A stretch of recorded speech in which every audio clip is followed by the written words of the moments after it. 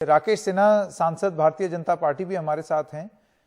राकेश सिन्हा जी, इस हिंसा को आप किसी साजिश की तरह देखते हैं? क्योंकि ये एक जगह नहीं हुई है, हर जगह हुई है।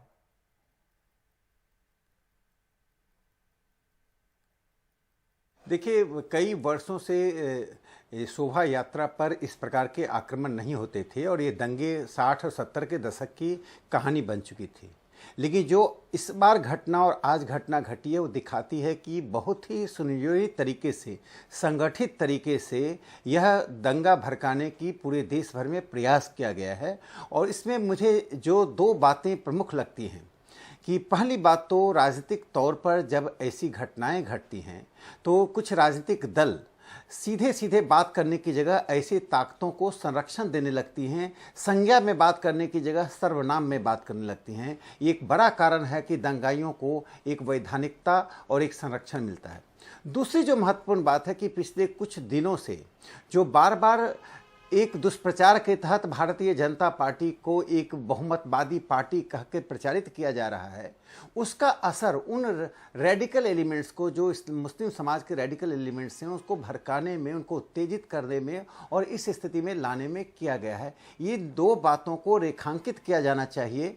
और बाकी जो बातें दंगे के पीछे की जो समाजशास्त्रीय विषय है, सामाजिक विषय है, सांस्कृतिक विषय है, धार्मिक विषय है, वे अलग पक्ष हैं। लेकिन ये राजनीतिक सवाल को, राजनीतिक प्रश्नों को बहुत ही गहराई से इस देश को चिंता करनी पड़ेगी, उस पर चिंतन करना पड़ेगा। राकेश जी, सुप्रीम कोर्ट ने अभी कल ही कहा है कि धर्म और राजनीति का जो घालमेल है वो नफरती बयानों की वजह है। ऐसे में किसकी राजनीति चमक रही है और कौन नफरत फैला रहा है? देखिए, 2014 में जब प्रधानमंत्री नरेंद्र मोदी जी ने सबका साथ सबका विकास का नारा दिया तो उसका एक परिणाम हमने देखा कि उन्होंने जो योजनाएं लागू की, यानी योजनाएं, जो नीतियां बनाई, उन योजनाओं और नीतियों को तुष्टीकरण से और भेदभाव से, दोनों से मुक्त रखा। ना किसी का तुष्टीकरण किया जा रहा है, ना भेदभाव किया जा रहा है। 80 करोड़ लोगों तक अनाज पहुंच रहा है, उसमें जाति धर्म संप्रदाय नहीं देखा जा रहा है। आयुष्मान योजना हो या जनधन योजना हो, या शौचालय का निर्माण हो, इसमें जाति धर्म संप्रदाय जब नहीं देखा जा रहा है, शासन व्यवस्था अपने तरीके से एक लिबरल डेमोक्रेसी के आधार पर शासन कर रही हैं, तो उस स्थिति में भारतीय जनता पार्टी पर उलट, चूंकि ध्रुवीकरण की राजनीति कांग्रेस और उनके साथी दलों का एक संजीवनी है, जब तक ध्रुवीकरण नहीं होगा उनका अस्तित्व तो खतरे में रहता है। तो बार बार एक समुदाय को भड़काना कि यह बहुमतवादी शासन है, कोई दिखा दे कि भारतीय जनता पार्टी के शासनकाल में प्रधानमंत्री मोदी जी के नेतृत्व में कौन सा ऐसा काम हुआ है जो बहुमतवाद को दिखाता है। यदि राम मंदिर का निर्माण करना, काशी विश्वनाथ के मंदिर का जीर्णोद्धार करना यदि बहुमतवाद है, तो मैं कहता हूँ इस देश की अस्मिता और संस्कृति पर ही प्रहार किया जा रहा है। ऐसे आरोप लगाने वालों को तो मैं मानता हूँ कि विपक्ष 50-60 की दशक की जो राजनीति है, जो उनका तौर तरीका है, उससे अलग हटे। अन्यथा इस देश में सद्भाव और शांति इतिहास बनकर रह जाएगा और सरकार को वह कदम उठाना पड़ेगा जिसकी अपेक्षा हम नहीं रखते हैं। राकेश जी, मेरा आखिरी सवाल आपसे ये है कि ताली एक हाथ से नहीं बज रही है और सुप्रीम कोर्ट का ये कहना, मैं दोबारा उसका उल्लेख कर रहा हूं कि ये धर्म और राजनीति का मिश्रण है जिसकी वजह से नफरत नहीं खत्म हो रहा है।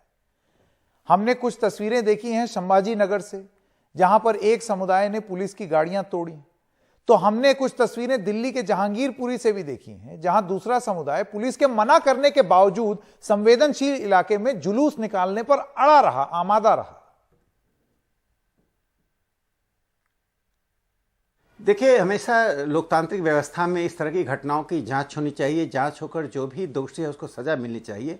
एक ऐसे समय में जब यह देश तो धर्म और अध्यात्म का देश है और सभी प्रकार के धर्म संप्रदाय के लोग रहते हैं, सबको बराबर का अधिकार है।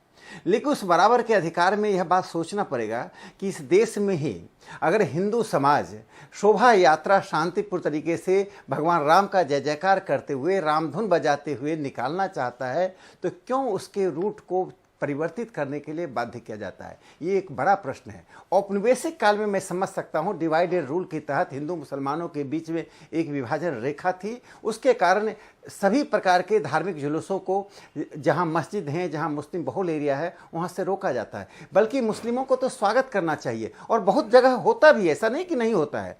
लेकिन जिन जगहों पर नहीं होता है, जिन जगहों पर दंगे की स्थिति आती है, यह बहुत ही चिंता की बात है कि हम सदियों से साथ रह रहे हैं, लेकिन उस सदियों के साथ रहने में हिंदू समाज भगवान राम के जन्मदिन को भी स्वतंत्रता पूर्वक, शांतिपूर्वक और निश्चिंतता के साथ नहीं मना सकता है। यह दुर्भाग्य की स्थिति है, और यह हिंदू समाज को उद्वेलित भी करता है और कुछ हद तक उत्तेजित भी कर सकता है। इसलिए मैं मानता हूं कि ऐसे ताकतों के लिए सर्वनाम का प्रयोग करने की जगह संज्ञा का प्रयोग होना चाहिए।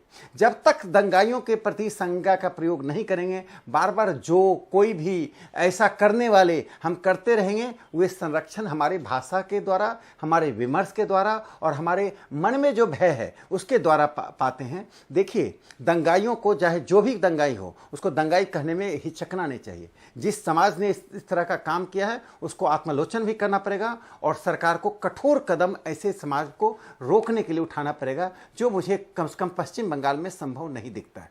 ठीक, राकेश सिन्हा जी, बहुत बहुत धन्यवाद हमारे साथ जुड़ने के लिए।